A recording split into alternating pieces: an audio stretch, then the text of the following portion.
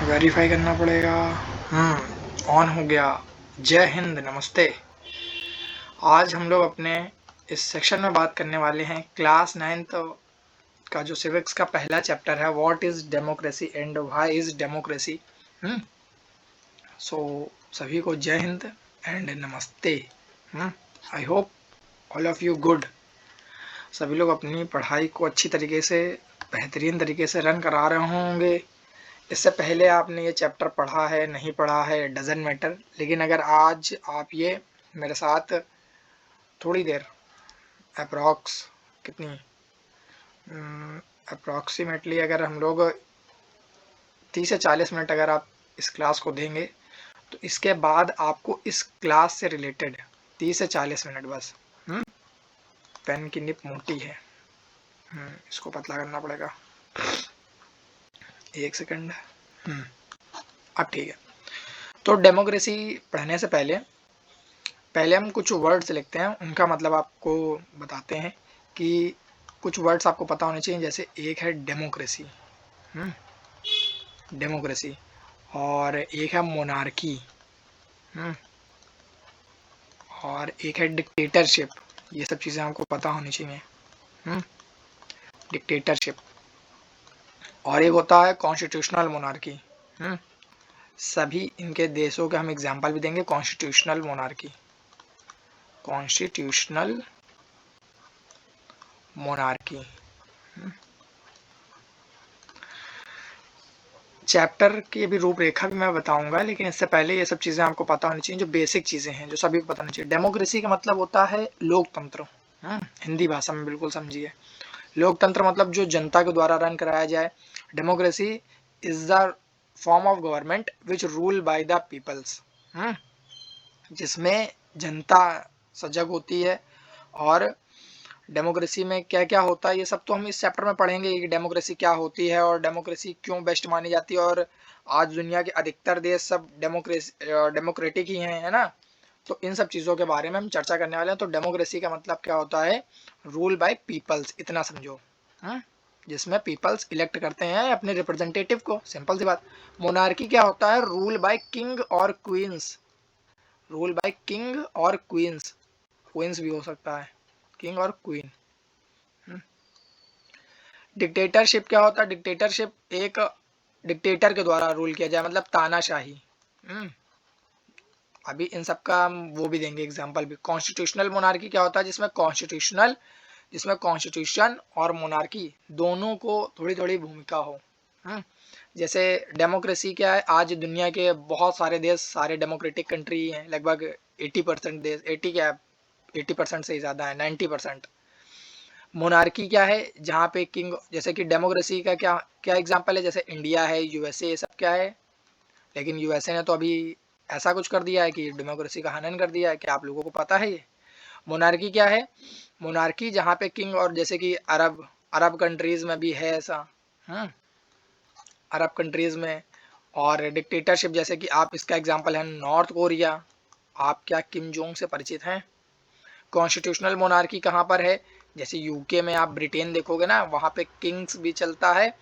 हाँ, अभी वहाँ पे प्रेसिडेंट भी चलता है, और प्रेसिडेंट भी हैं, और क्या है, किंग भी चलता है।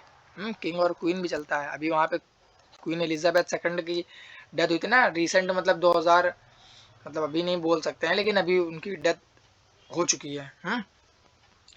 तो अब हम लोग इस चैप्टर की रूपरेखा हम ये सारे टर्म्स जो हैं ये आपको पता होने चाहिए, ताकि आगे आप एजुकेशन अगर करें ना, आगे जब आप पढ़ोगे क्लास 10th में, तो ये सारे कुछ टर्म्स हैं जो आपको पता होने चाहिए। तो व्हाट इज डेमोक्रेसी? डेमोक्रेसी क्या होता है? डेमोक्रेसी मतलब लोकतंत्र जो सीधे जनता के द्वारा चलाया जाए। तो जो डेमोक्रेसी वर्ड है ना, डेमोक्रेसी जो वर्ड है, ये ग्रीक वर्ड से ओरिजिन है इसका।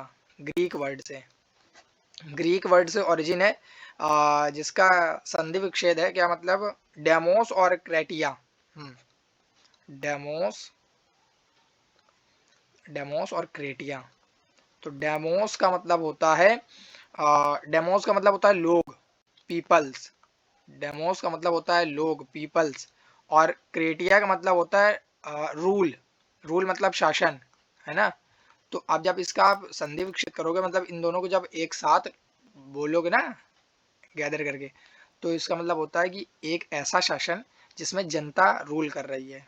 जिसमें अभी ऐसा डेमोक्रेसी तो है अपने देश में, हम लोग 5 साल में रिप्रेजेंटेटिव को इलेक्ट करते हैं, विधायक, सांसद, पीएम मोदी जी हो गए या योगी जी हो गए, सभी को हम लोग इलेक्ट करते हैं, फिर वो हम लोगों के, हाँ, हम लोगों के जो कंट्री है उसका शासन चलाते हैं। सिंपल सी बात, यही सब चीज़ें हम लोग इस चैप्टर में पढ़ने वाले हैं।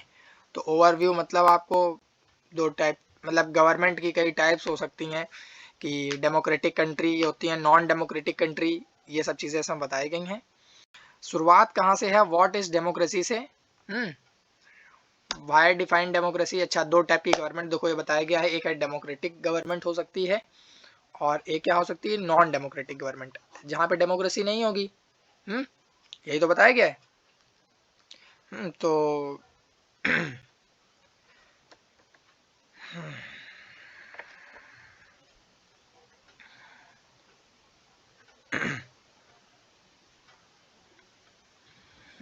अच्छा, ये एक वाई डिफाइंड डेमोक्रेसी में बताया गया है। वाई डिफाइंड डेमोक्रेसी में ये बताया गया कि एक टीचर है, वो अपने बच्चों को समझाती हैं कि सिर्फ वर्ड का जो ओरिजिन है, वर्ड का ओरिजिन से ही कुछ नहीं होगा, या अब्राहम लिंकन की कुछ बात बताई गई है, तो ये इतना इम्पोर्टेंट नहीं है पहला पेज। एक एक करके बच्चे उठ रहे हैं, वो अपनी अपनी बात बता रहे हैं, ये पहला पेज इतना इम्पोर्टेंट नहीं है, ठीक। जिसमें मैम बताते हैं कि अब्राहम लिंकन का जो कोट है वो याद कर लेना ही काफ़ी नहीं है, और इस पे जो मेन आइडिया बताया गया है, अच्छा, अलग अलग स्टूडेंट्स की बात बताई गई है, तो मेन आइडिया इसमें बताया गया है कि जो कोई भी शब्द है, किसी का भी मीनिंग टाइम के साथ बदल जाता है। जैसे कि आप समझो कि कंप्यूटर सिर्फ पहले कैलकुलेशन के लिए था, है ना।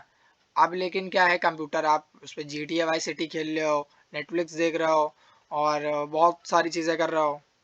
हम्म और आज कंप्यूटर पे देख लो, आज म्यूजिक स्टडी सब कुछ आप देख लो, ये क्लास भी रिकॉर्ड कंप्यूटर से हो रही है, आप देख रहे हो, शायद कुछ बच्चे 1-2% कंप्यूटर से देख रहा हूँ, लैपटॉप बन गया अपडेटेड वर्जन, है ना। ये सब चीज़ें, इसलिए डेमोक्रेसी को हमें डीप थिंकिंग से समझना पड़ेगा। ये पहले चैप्टर, ये पहले पेज पे यही बताया गया है। यहाँ से शुरू होती है आपके, जहाँ से क्वेश्चन बनना शुरू होते हैं कि सिंपल डेफिनेशन ऑफ डेमोक्रेसी, यहाँ से देखो लिखा हुआ है ना, सिंपल डेफिनेशन। सिंपल डेफिनेशन ये देखो यहीं पे लिखा हुआ है। Democracy is a form of government. Democracy एक ऐसा लोकतंत्र, एक ऐसा रूप है जिसमें government in which the rulers are elected by the peoples, जिसमें जो रूलर्स हैं, जो रूल करेंगे गवर्नमेंट में, रिप्रेजेंटेटिव होंगे, उनको जनता के द्वारा इलेक्ट किया जाएगा। चुनाव होंगे और ये सब चीज़ें लेकिन नॉन डेमोक्रेटिक कंट्री में नहीं होती हैं। नॉन डेमोक्रेटिक में हेरारिकल सिस्टम चलता है। अगर जैसे कि मोनार्की है तो वहाँ पे राजा के बेटा राजा बनता चला आ रहा है। और डिक्टेटर लाइक, ये देखो लिखा हुआ है, Pinochet and Chile are not elected by the people. Chile की capital Santiago. This also applies to monarchies, यही चीज मोनार्कीज में भी होती है। The kings are Saudi Arabia rules not because the people have chosen, मतलब सऊदी अरबिया में monarchy है, इतना समझो। और डिक्टेटरशिप में आप नॉर्थ कोरिया याद कर लो, चिली याद कर लो। हाँ, ये कुछ देश हैं जहाँ पर क्या है, अलग अलग शासन चल रहा है गवर्नमेंट का।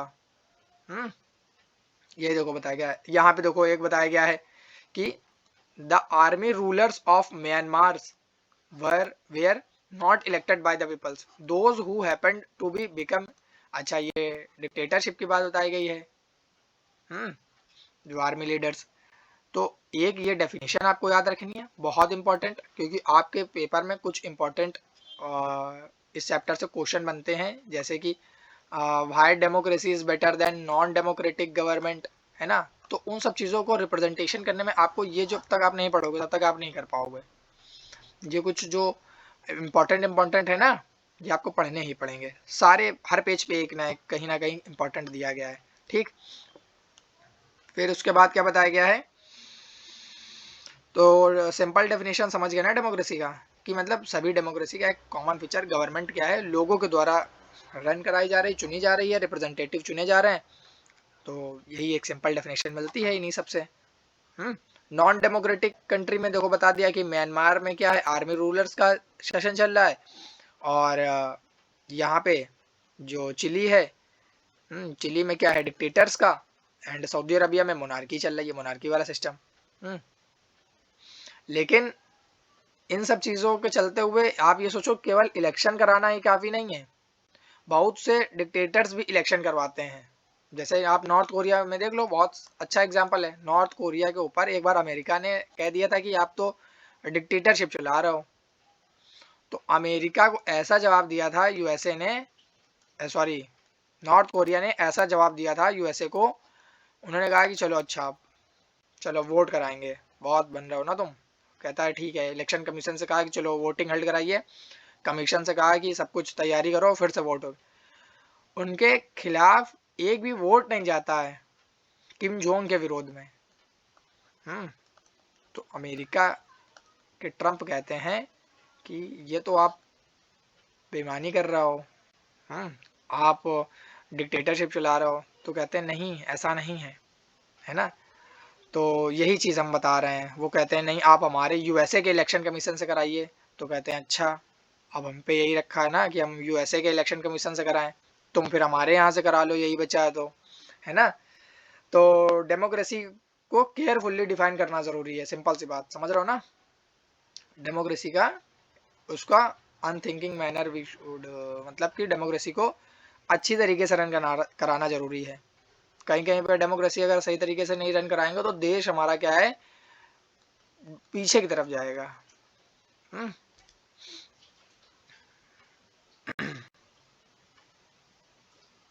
आगे क्या बताया गया है,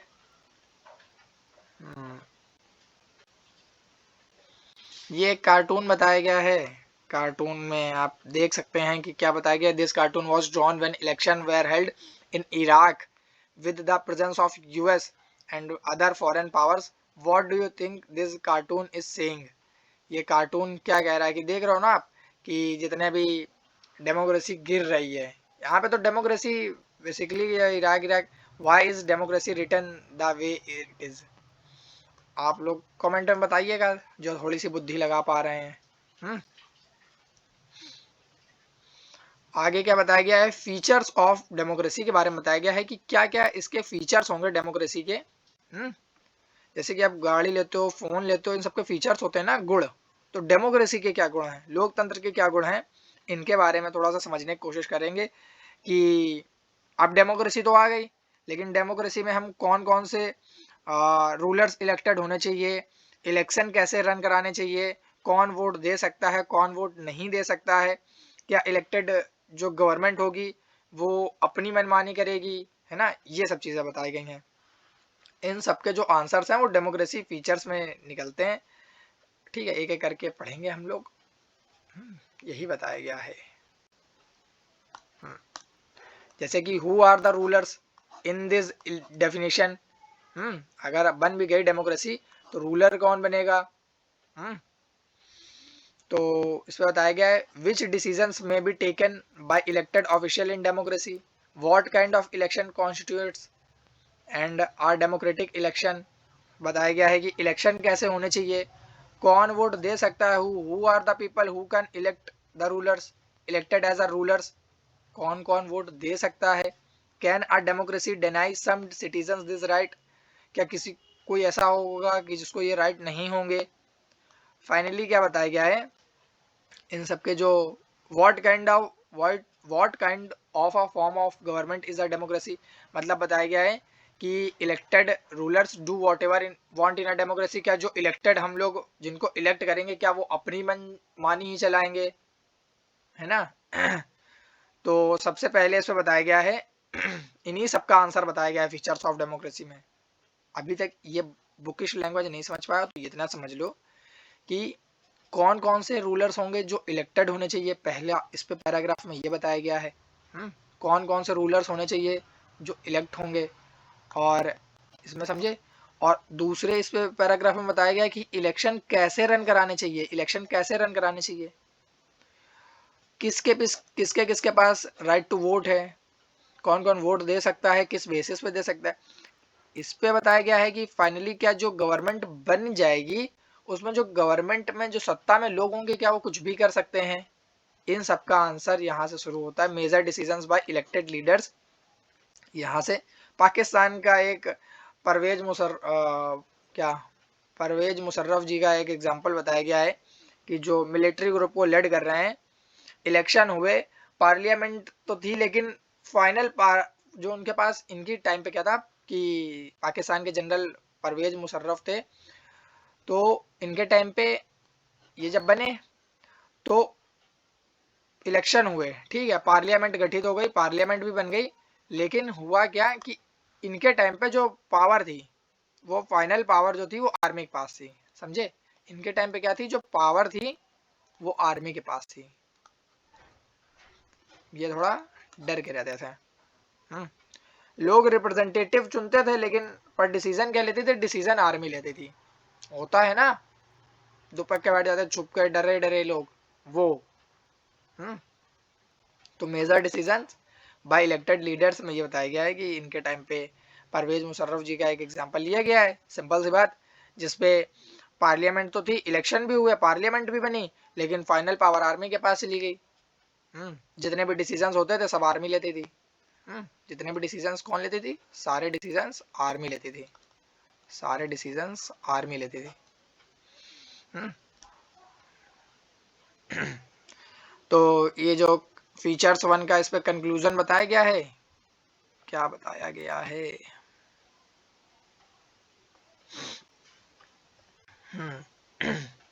कंक्लूजन में ये बताया गया है कि देखो इस पे भी लिखा हुआ है, they can not take the final decisions, जिनको इलेक्ट किया था, the power to take final decision rested with army officials and with general Musharraf, and the none of them were elected by the peoples. जो लोग peoples के द्वारा elect भी नहीं करे गए थे वही सब रूल चला रहे हैं।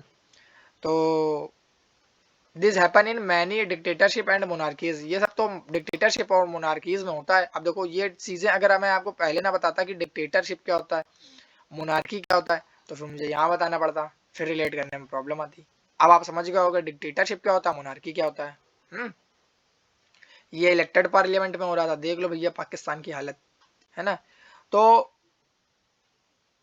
कंक्लूजन पहला जो है, कंक्लूजन ये निकला कि जो डेमोक्रेसी में, यहाँ पे जो डेमोक्रेसी है, तो डेमोक्रेसी में जो फाइनल पावर होगी वो इलेक्टेड, जो इलेक्टेड पीपल्स हैं, है ना, जो डिसीजन मेकिंग की पावर होगी, है ना, डिसीजन मेकिंग की पावर वो किसके पास होनी चाहिए, डिसीजन मेकिंग की पावर जो इलेक्टेड पीपल्स हैं उनके पास होनी चाहिए।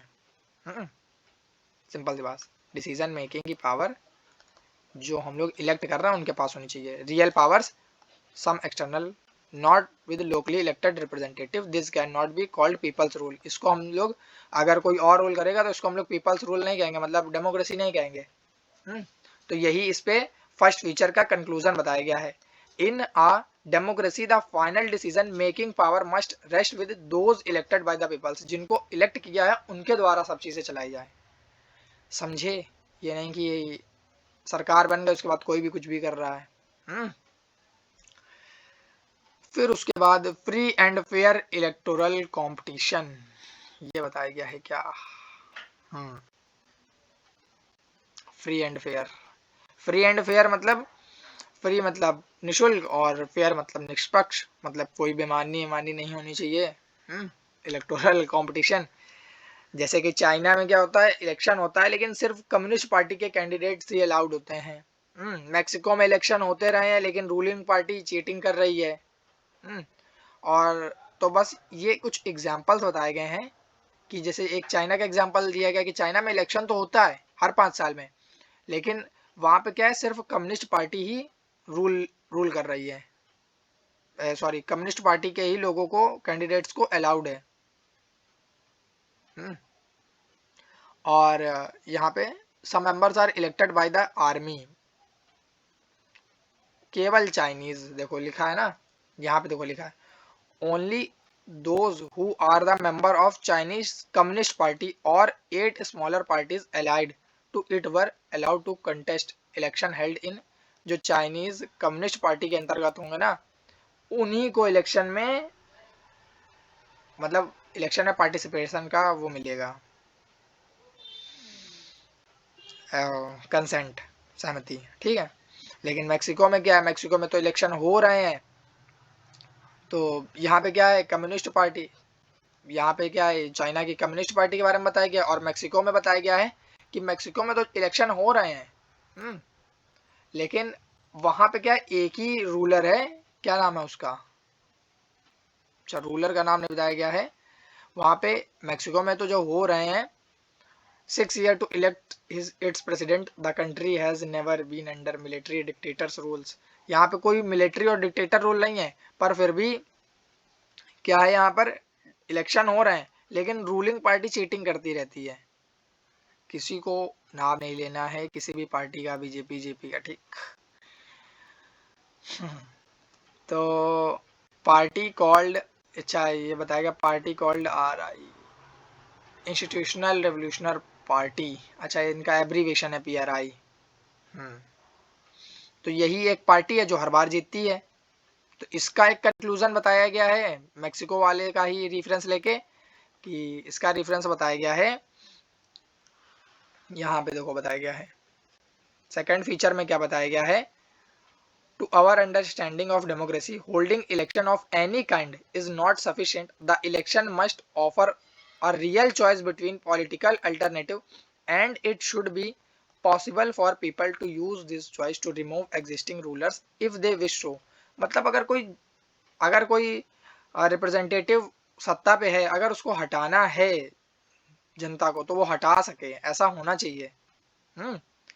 तो जो फीचर सेकंड में यही बताया गया है कि इलेक्शन ऐसे होने चाहिए जहां रियल चॉइस हो, रूलिंग पार्टी हार भी सकती हो, ऐसा नहीं है कि जो जीत गया तो वो अहम बरमाजमी 70 साल 50 साल 100 साल तक अपनी सरकार बना रहा है ना। अगर कोई विधायक गलती कर रहा है तो उसको हरा सके, वरना फिर काहे की डेमोक्रेसी, है ना, फिर तो वो डेमोक्रेसी नहीं रहेगी। तो यही बताया गया है, ये जो बोल्ड फॉन्ट से लिखा है, a democracy must be based on a free and fair election where those currently in power having a fair chance of losing। मतलब उन पे बिल्कुल फेयर चांस हो हारने का। मतलब हार सकते हो, ये नहीं कि तुम भैया कुछ भी कर लो, हम तो वोटिंग मशीन EVM को बांध लेंगे, ये कर लेंगे वो कर लेंगे, ये सब चीजें हैं। ये देखो यहाँ पे कुछ बताया गया है, अच्छा कुछ शुरुआत से ही वहां से करते हैं। तो फीचर कंक्लूजन 2 समझ में आया। फीचर 2 का कंक्लूजन क्या है कि ऐसे इलेक्शन होने चाहिए जहां पे रियल चॉइस हो, और रूलिंग पार्टी मतलब जो सत्ता में पावर हो, अगर वो गलत काम कर रही है तो उसके हम जो सत्ताधिकारी हैं उनके लोगों को हटा सकें। सिंपल सी बात, 1 पर्सन 1 वोट 1 वैल्यू को पढ़ना है। अब इसमें क्या बताया गया कि डेमोक्रेसी का बेस जो होगा वो उसमें पॉलिटिकल इक्वालिटी होगी। जैसे कि एग्जांपल्स बताए गए हैं कि इस पे कि सऊदी अरबिया के जो वुमेन्स हैं उनको राइट टू वोट ही नहीं है 2015 तक। 2015 तक सऊदी अरबिया की वुमेन्स को राइट टू वोट ही नहीं है, वोट देने का अधिकार ही नहीं है। एस्टोनिया एक देश की बात बताई गई है कि एस्टोनिया की जो रशियन माइनॉरिटीज को वोट जो बड़ा मुश्किल से दे पा रहे हैं, है ना, has made its citizenship rules in such way that Russian minority find too difficult. मतलब जो रशियन माइनॉरिटी है एस्टोनिया की, वो भी वोट नहीं दे पा रहे हैं। फिजी की बात बताई गई है कि जो इंडियन फिजियंस हैं, कहाँ, इंडियन फिजियंस, तो इंडियन फिजियंस को का जो वोट है उसकी कम वैल्यू है। समझ रहे हो ना, इंडियन फिजी, सपोज एक ये फिजी कंट्री है, और फिजी कंट्री में अगर मान लो 100 लोग रहते हैं, 100 फिजियंस हैं, और मान लीजिए 20 इंडियन फिजियंस हैं, मतलब भारत के जो वहाँ पे लोग रहते हैं, तो इनके वोट की वैल्यू ही कम है। समझ रहे हो ना आप, इनका एक वोट इनके एक वोट से ज्यादा है, इतना सिंपल सी बात समझो। तो डेमोक्रेसी में क्या होना चाहिए, based on a fundamental principle, मतलब कि कुछ मौलिक सॉरी कुछ मौलिक प्रिंसिपल पे बेस्ड होना चाहिए, कुछ उसके मौलिक सिद्धांत होने चाहिए। पॉलिटिकल इक्वालिटी मतलब राजनीतिक रूप से समानता होनी चाहिए। That gives us third feature of democracy. और डेमोक्रेसी का तीसरा फीचर बताया गया है कि in a democracy each adult citizens, हर वो वयस्क नागरिक, must have one vote and each vote must have one value. मतलब हर जो वयस्क वो सिटीजन है, नागरिक है, सबके पास एक वोट का अधिकार होना चाहिए और सभी के वोट की वैल्यू समान होनी चाहिए। ऐसा नहीं कि असमानता फैल रही है ना। तो हर एडल्ट सिटीजन्स के पास, सिंपल सी बात, एक वोट हो एंड एक वोट और सभी का इक्वल वैल्यू हो, बराबर वैल्यू हो। ठीक है, बराबर एक। समझे? समझे भैया? यहाँ तक समझ में आया? फीचर्स अभी तक नहीं समझ में आए होंगे तो अब शायद आप लोगों को समझ में आ रहे होंगे। इसके बाद ये सब आप लोग पढ़ लेना, ये सब फोटो वोटो हमें अच्छी लगती हैं इनकी। ठीक है। Rule of law and respect for rights. चौथा feature, rule of law and respect for rights. Rule of law मतलब कानून का नियम, एंड रिस्पेक्ट फॉर राइट्स मतलब हमें अधिकारों का रिस्पेक्ट मतलब इज्जत करनी है। ये बताया गया है। तो एक एग्जाम्पल बताया गया है जिम्बाब्वे का, जहां रॉबर्ट मुगाबे नाम का एक एग्जाम्पल बताया गया है कि इलेक्शन तो होते हैं लेकिन जो अपोजिशन है उसको दबा दिया जाता है, कट्टा सतरा दिया जाता है। मीडिया कंट्रोल पे है पूरी, जजेस पर प्रेशर बना दिया जाता है। और मतलब कि ऐसा, मैं यहाँ के जो प्रेसिडेंट है मुगाबे, देखो यहाँ पे लिखा हुआ है, प्रेसिडेंट यहाँ के जिम्बाब्वे के मुगाबे हैं, popular but also used unfair practices in election. Unfair practices मतलब जो नहीं करना चाहिए उन्हें, वो सब कर रहे हैं। फेयर क्या होता है? फेयर का मतलब होता है निष्पक्ष, और अनफेयर क्या हो जाएगा? जो निष्पक्ष नहीं है। आप लोगों की लैंग्वेज में बोल दें, विमेंटी कर रहा हो वो। तो यहाँ पे क्या होता है कि जो प्रेसिडेंट है वो अपना दबदबा बना के रखे हुए भैया, अपोजिशन पे क्या करते हैं, ये देखो लिखा हुआ है, opposition party workers were harassed and their meeting disrupted. उनकी कोई इज्जती नहीं है, झुक के रहना पड़ेगा मेरे आगे, ये वाला सीन है। मीडिया कंट्रोल, पब्लिक प्रोटेस्ट, और जो जजेस हैं उन पर प्रेशर बना हुआ है। एक ये बताया गया एग्जाम्पल। तो इसका देखो जिम्बाब्वे वाला हम एक यहाँ पे समझा दे रहे हैं कि जो जिम्बाब्वे है, जिम्बाब्वे के जो प्रेसिडेंट हैं मुगाबे जी, ये क्या कर रहे हैं, ये अनफेयर प्रैक्टिसेस कर रहे हैं, सिंपल सी बात। और जब से इंडिपेंडेंस इनकी, जब से इनकी वो जिम्बाब्वे को स्वतंत्रता मिली, तब से यही कर रहे हैं। सबसे पहली बात तो ठीक, तब से यही कर रहे हैं। और इलेक्शन तो हमेशा यही होते हैं, इलेक्शन हमेशा ये होते हैं, लेकिन ऑलवेज वॉन बाई जानु पीएफ, मतलब कि इनकी शायद पार्टी का नाम है, पार्टी का नाम है जानु पीएफ, जिसके प्रेसिडेंट है मुगाबे जी। हमेशा से यही जीतते चले आ रहे हैं, अनफेयर प्रैक्टिसेस करते हैं, मतलब पेमेंटी करके जीत रहे हैं। और कुछ ऐसी चीजें कर रहे हैं जैसे कि अपोजिशन को दबाना हो गया, अपोजिशन की पार्टीज की बात ही नहीं सुनी जाती है, मीडिया को पूरा कंट्रोल करके रख लिया है ना। ये देखो यहाँ पे लिखा हुआ है, क्या यहाँ पे लिखा हुआ है, ये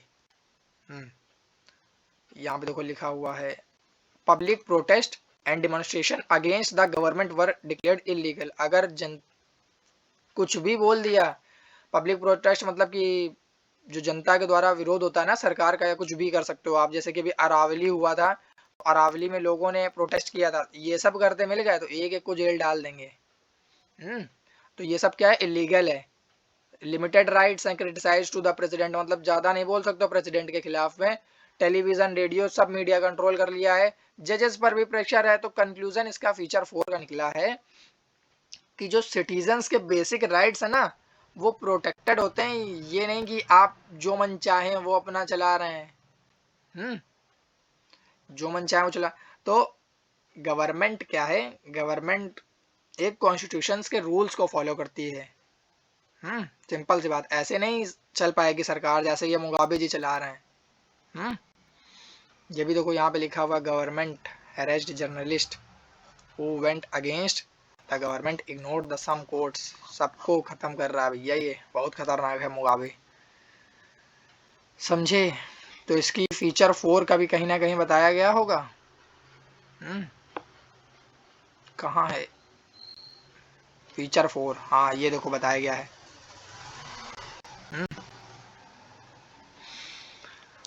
फीचर 4 मतलब वही कहानी जो मुगाबे जी वाली है ना, वही सब कहानी पढ़ते हुए आना, फिर उसके बाद ये उसका कंक्लूजन है। Are democratic government rules within limits set by constitutional law and citizens rights. मतलब एक जो लोकतांत्रिक सरकार होगी ना, डेमोक्रेटिक गवर्नमेंट होगी, उसमें जो रूल्स होंगे, उसमें जो कानून होंगे, वो कुछ नियम और दायरों के अंतर्गत रहेंगे जो संविधान तय करेगा। Set by constitutional law and citizens, हाँ, जिसमें सिटीजन्स के जो बेसिक राइट्स होंगे वो प्रोटेक्टेड रहते हैं। सिंपल सी बात, अभी तक शायद जो पढ़ाया है वो समझ में आया है। अभी तक हम लोग व्हाट इज डेमोक्रेसी पढ़ रहे हैं, अभी वाई पढ़ेंगे। बस व्हाट इज डेमोक्रेसी अपना खत्म होने वाला 2-3 मिनट में। समरी डेफिनेशन बताई गई है कि डेमोक्रेसी, अब देखो यहाँ पे आप वहाँ पे जो आपने पढ़ा वो भी ठीक है, यहाँ पे जो आप पढ़ रहे हैं वो भी ठीक है। Democracy is a form of government in which the rulers are elected by the peoples. जो डेमोक्रेसी मतलब लोकतंत्र एक ऐसा शासन है जहां पर जो सरकार है उसके जो शासक हैं वो जनता के द्वारा नियुक्त करे जाते हैं, इलेक्ट करे जाते हैं। सिंपल सी बात। सिंपल सी बात भाई। हिंदी में इस वजह से बोलते हैं, अगर कोई भाई 50 बच्चे मेरी वीडियो देखते हैं मुझे पता है, बस ठीक है, तो 50 में से अगर कोई अगर एक बच्चा भी है जिसको इंग्लिश नहीं समझ में आती है, हिंदी समझ में आती है, तो आप लोगों को तो डेमोक्रेसी आप समझ जाओगे, इज अ फॉर्म ऑफ, ये सब आप इंग्लिश मीडियम से पढ़ो, लेकिन कुछ शायद प्रॉब्लम हो सकती है। तो समझा करो। तो इस पे कुछ ये बताए गए हैं, वही जो फीचर्स हैं उन्हीं का कुछ समरी बताई गई है। कि rulers elected by the peoples take all major decisions. जो रूलर्स होंगे जो इलेक्ट करे जाएंगे पीपल्स के द्वारा, वही सारे मेजर डिसीजंस लेंगे। इलेक्शंस फेयर होने चाहिए, ठीक है, सभी को अपॉर्चुनिटी मिलनी चाहिए और इक्वल होने चाहिए, सभी का वोट टू राइट ये सब होने चाहिए ना। एक आपका वोट हो, एक मेरा वोट हो, तो सभी के बराबर होना चाहिए। नहीं कि अडानी जी ने वोट दे दिया तो उस वोट की जो कीमत है वो आपकी वोट से ज़्यादा हो जाए, ऐसा नहीं होना चाहिए। समझ रहे हो, ये डेमोक्रेसी का मतलब है। The exercise of choice leads to the government limited citizens rights, मतलब जो हमें नागरिकों के अधिकार हैं उसको देखते हुए अपनी गवर्नमेंट को रन कराना चाहिए। यही डेमोक्रेसी के जो 4 फाइनल फीचर्स हैं ये बताया गया है ना। कि जो गवर्नमेंट कॉन्स्टिट्यूशन एंड राइट्स जो होते हैं लिमिट्स में काम करती हैं। सिंपल सी बात, ठीक है। तो ये जो आई होप आप लोगों को ये जो 4 फीचर्स हैं ये आसानी से समझ में आए होंगे। तो अभी तक हम लोग चैप्टर का हाफ समझ चुके हैं, ठीक है। अब ये इंटरवल यहाँ से और यहाँ से शुरू हो रहा है दूसरा पार्ट कि व्हाई डेमोक्रेसी। इस चैप्टर के अंतर्गत ही हम लोग 2 हमारे सब टॉपिक्स हैं उन्हीं को पढ़ना है, what is democracy and why democracy. तो अब हम लोग चल रहे हैं अपना जो दूसरा हाफ है, part second, why democracy. Democracy क्यों होनी चाहिए। अभी तक हमने पढ़ा कि डेमोक्रेसी क्या होती है, उसके फीचर्स पढ़े। व्हाई डेमोक्रेसी क्यों होनी चाहिए डेमोक्रेसी। तो फिर से वही सब बच्चे हैं, वही जो अपनी मैडम जिसे सवाल पूछ रहे हैं, एक ही मैडम है वही पढ़ा रही हैं। तो फिर से वही पहला पेज हम कहेंगे कि वो उनकी क्लास की चर्चा चल रही है, तो ये आप जब पढ़ेंगे तो समझ जाएंगे। और आर्ग्यूमेंट्स अगेंस्ट डेमोक्रेसी यहाँ से हम शुरू कर रहे हैं, ठीक है। आप लोग को पढ़ लीजिएगा जो लोग क्लास में पढ़ रहे हैं। आर्ग्यूमेंट्स अगेंस्ट डेमोक्रेसी मतलब क्या क्या, आर्ग्यूमेंट मतलब क्या होता है। आर्ग्यूमेंट मतलब बहस। क्या क्या बहस हो सकती है अगेंस्ट डेमोक्रेसी। इनस्टेबिलिटी, करप्शन, अगर और डेमोक्रेसी मतलब इस पर बताया गया है कि leaders keep changing in democracy, this leads to instability. कि डेमोक्रेसी में क्या है, कुछ आर्ग्यूमेंट्स बताए गए हैं। आर्ग्यूमेंट्स मतलब बहस है, कुछ विवाद हैं कि डेमोक्रेसी रहेगी तो क्या क्या चीज़ें हैं कि इनस्टेबिलिटी आ जाएगी, मतलब अस्थिरता होता है ना, कि अस्थिरता आ जाती है चीज़ों को मिलेगी। कि आज आपको कोई टीचर पढ़ा रहा है सोशल स्टडी, कल या 2 महीने बाद कोई और आ जाए तो आप इनस्टेबल हो जाओगे, है ना, इनस्टेबिलिटी आ जाती है। ऐसे ही लाइफ में होता है, एक व्यक्ति चला जाता है फिर दूसरा आ जाता है तो इनस्टेबिलिटी इनस्टेबिलिटी आ जाती है ना। तो ये बता रहे हैं कि डेमोक्रेसी में लीडर्स चेंज होते रहते हैं तो इनस्टेबिलिटी आ जाती है, करप्शन बढ़ता रहता है। Democracy is all about political competition and power play, there is no scope for morality. सही बात है, बहुत अच्छी बात लिखी है, मोरालिटी की कोई बात ही नहीं करता है डेमोक्रेसी में। तो बहुत सारे, और डेमोक्रेसी में क्या है, ये बहुत अच्छी बात लिखी है पूरी बुक में। So many peoples have to be consulted in a democracy that it leads to delay, मतलब न्याय मिलने में, डिसीजंस मिलने में देर हो जाती है डेमोक्रेसी में। अब भाई मोनार्की हो, डिक्टेटरशिप हो, तो पता चला किसी ने किसी का रेप किया तो भैया पता चल गया, जाओ पकड़ लो, उठा लो, चौराहे पे जाके गोली मार दी, चार, खत्म कर दिया। लेकिन डेमोक्रेसी में क्या है, उसके पापा तो विधायक हैं, उनके पास तो बहुत पैसा है, अब वो केस कर दिए उल्टा आपके ऊपर, थाना बांध दिया, जिला न्यायालय बांध दिया, जज खरीद लिए। तो न्याय मिलने में तो बेटा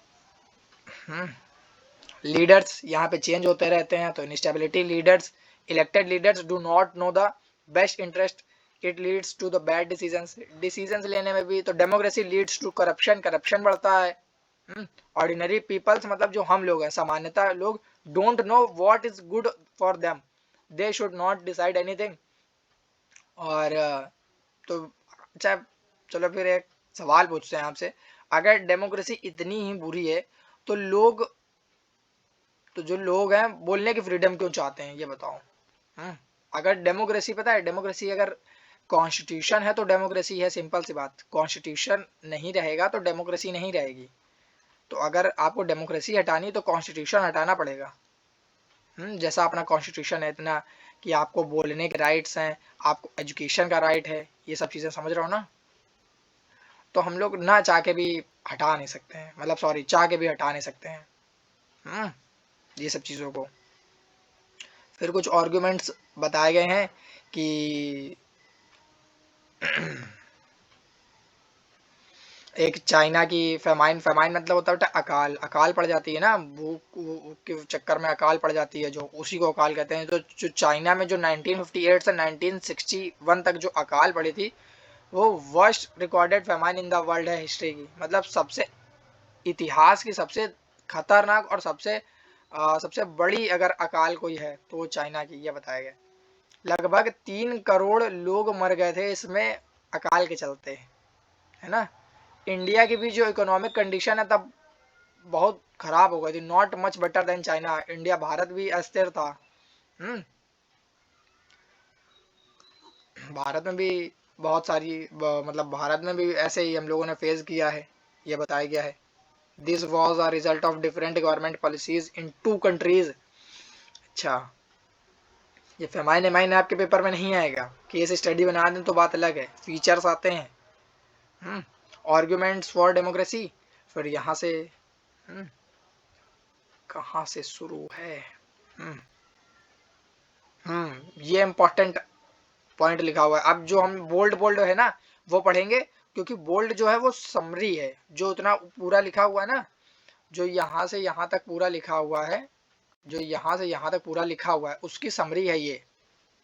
तो इसको अगर आप समझ लोगे कि पहला लिखा हुआ है, a democratic government is better government because it is a more accountable form of government. आपसे पूछा जाएगा एक क्वेश्चन आपसे पूछा जाएगा कि why democracy is better than, why democracy is better than non democratic government, better than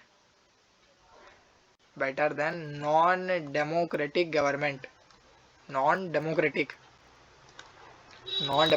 government. तो फिर आप ये लिखेंगे, a democratic government is a better government because it is a more accountable. Accountable का मतलब होता है जवाबदेही। कुछ सरकार में अगर होगा, भुखमरी आ जाएगी या महंगाई बढ़ जाएगी, है ना, नौकरी नहीं देंगे, बेरोजगारी चरम पे चली जाएगी, अनएम्प्लॉयमेंट, अनएम्प्लॉयमेंट की सारे टाइप्स बताएंगे आपको, पढ़ाया था पीपल एज रिसोर्स में। तो इन सब चीज़ों पे कुछ अगर सरकार में करप्शन चल रहा होगा या कोई भी चीज़ ऐसी है जो मानवीय रूप से सही नहीं है, तो उसका सरकार को जवाब देना पड़ेगा, अकाउंटेबल होती है ना। जैसे कि इंडिया और वर्सेस चाइना का जो फेमाइन एग्जांपल है डेमोक्रेसी में क्या होता है, गवर्नमेंट जो लोगों को जवाब देने के लिए मजबूर होती है, देना ही पड़ेगा। अभी मध्य प्रदेश के एक वो थे मिनिस्टर साहब, उन्होंने एक रिपोर्टर उनसे एक सवाल पूछ रहा था तो उन्होंने पूछा घंटा हो गया है। ये सब आप एक मंत्री हो, आपको ये शोभा नहीं देता है। तो ऐसे इलेक्टेड रिप्रेजेंटेटिव हैं हमारे देश में, आप लोग समझ सकते हैं कि हमारा भारत देश कितनी उन्नति की ओर है। दूसरी बात बताई गई है बेटर डिसीजन मेकिंग, कि अगर डेमोक्रेसी है तो 10 democracy improves the quality of decision making. Democracy है तो वहाँ पे डिसीजन मेकिंग में इम्प्रूवमेंट होगी। अब जैसे कि अगर डिक्टेटरशिप है तो वो एक ही आदमी सोच रहा है, एक ही आदमी, भाई डिक्टेटरशिप क्या है, वो एक आदमी सोच रहा है और पता चला कल किसी को सजा देनी है तो रात में पता नहीं कुछ मूड खराब हो गया तो पता चला कि सुबह फांसी की सजा छोटी थी, मार दिया, है ना, कुछ भी हो सकता है। तो और जो डेमोक्रेसी है तो डेमोक्रेसी में 4 लोग बैठेंगे, उस पर विचार करेंगे कि क्या होगा, है ना, तो बेटर डिसीजन मेकिंग, समझे। तो डिस्कशन होगा तो मिस्टेक्स कम होंगी, सिंपल सी बात। तो यही बहुत अच्छी बात लिखी हुई है इस पे।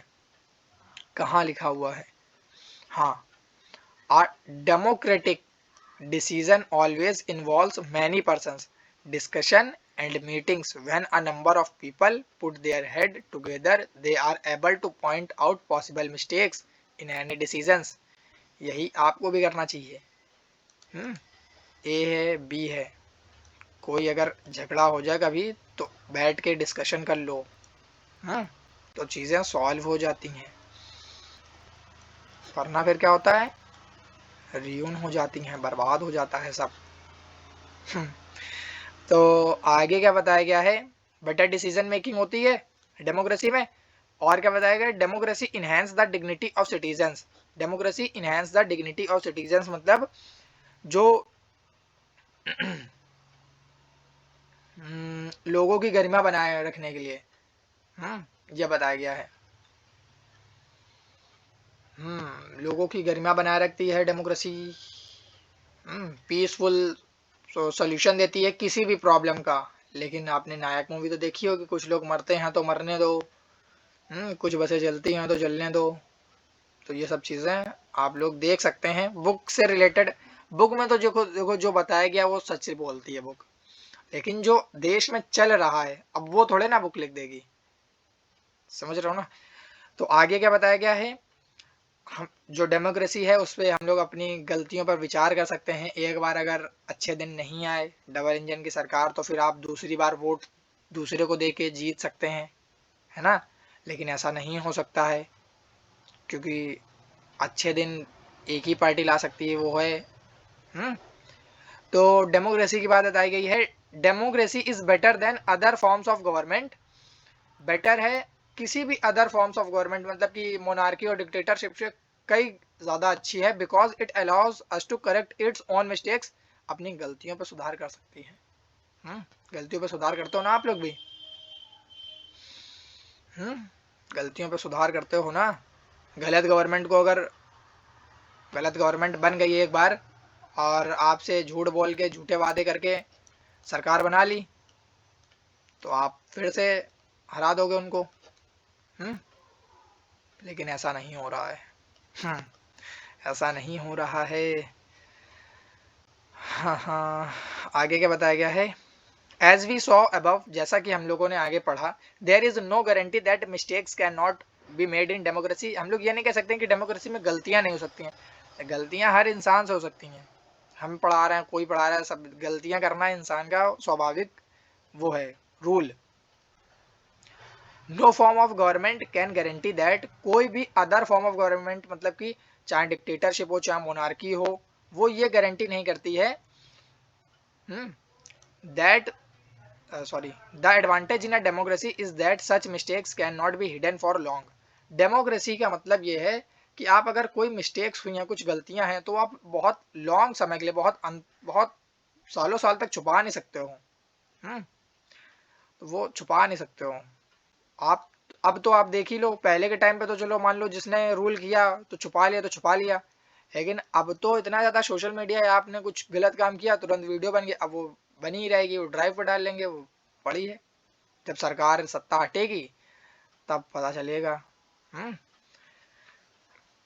तो आप लोगों को पॉलिटिक्स में थोड़ा इंटरेस्ट होना चाहिए। There is a space for public discussion on these mistakes, मतलब कि जो public discussion for these mistakes, कि जो अगर कुछ गलतियां हो रही हैं तो उन पर भी हम चर्चा कर सकते हैं। And there is a room for correction, either the rulers have to change their decisions, या तो जो रूलर्स हैं जो रूल कर रहे हैं वो चेंज करें डिसीजंस को, और the rulers can be changed, या तो वो डिसीजन चेंज करें या तो रूलर्स कैन बी चेंज्ड। इतना समझ में आया। बट ये सब चीज़ें नॉन डेमोक्रेटिक गवर्नमेंट में नहीं हो सकती हैं, कि या तो आप रूलर्स के जो डिसीजंस हैं उनको चेंज कर दो या तो रूलर्स को ही चेंज कर दो। ये सब चीज़ें नहीं होती हैं नॉन डेमोक्रेटिक गवर्नमेंट में। तो अब आप ये बताइएगा कि जो छोड़ो, कुछ मत बताना। यही सब इसमें बताया गया है, समरी बताई गई है डेमोक्रेसी क्या है और वाई डेमोक्रेसी क्यों होनी चाहिए, ये सब चीज़ें। ब्रॉडर मीनिंग ऑफ डेमोक्रेसी में क्या बताया गया है, ब्रॉडर मीनिंग में कि डेमोक्रेसी सिर्फ गवर्नमेंट तक ही लिमिटेड नहीं होती, डेमोक्रेटिक फैमिली हो सकती है, डेमोक्रेटिक क्लासरूम या डेमोक्रेटिक एनवायरनमेंट हो सकता है, डेमोक्रेटिक आपके आसपास का समाज हो सकता है, डेमोक्रेटिक पॉलिटिकल पार्टीज होती हैं, कुछ पॉलिटिकल पार्टीज कम्युनिस्ट होती हैं। ये सब चीज़ें बताई गई हैं इसमें। तो डेमोक्रेसी का मतलब समझ गए ना, कि डेमोक्रेसी का मतलब रूल बाय पीपल्स, और जिसपे हम लोग हर एक व्यक्ति से कंसल्टेशन ले सकते हैं, सरकार गलत बन गई, गलती हो गई तो हम सुधार भी कर सकते हैं, ये सब चीजें बताई गई हैं।